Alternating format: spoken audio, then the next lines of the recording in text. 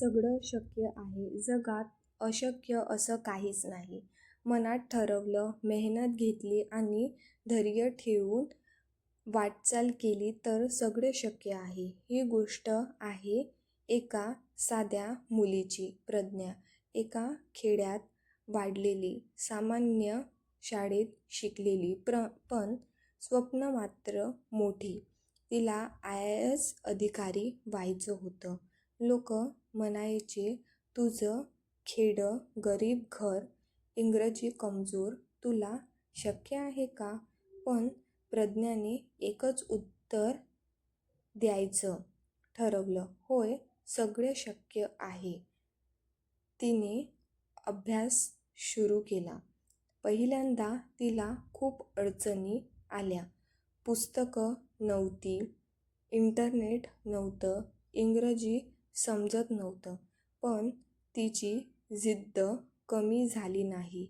ती शाळेतून परत आल्यावर घंटाभर अभ्यास करत असे आणि रात्री उशिरापर्यंत दिवा लावून वाचत बसे.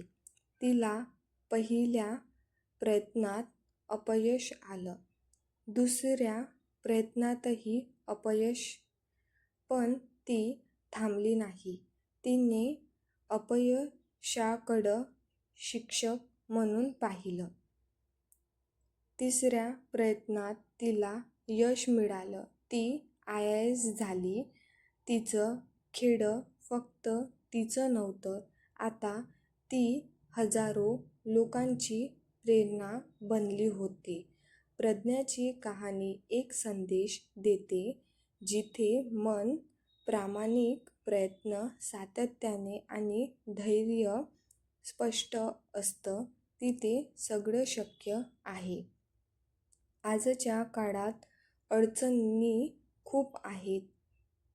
स्पर्धा, पैसा, मानसिक तणाव, वेळेचा अभाव, पण या सगळ्यावर मात करणं शक्य आहे. जर आपण मनाने ठरवलं, संकट येतील, लोक हसतील, अपयश मिळेल, पण जर स्वतःवर विश्वास असेल तर सगळं शक्य आहे. दिशा ठरव, मनात विश्वास ठेव आणि प्रत्येक पावलावर हे लक्षात ठेव, सगळं शक्य आहे.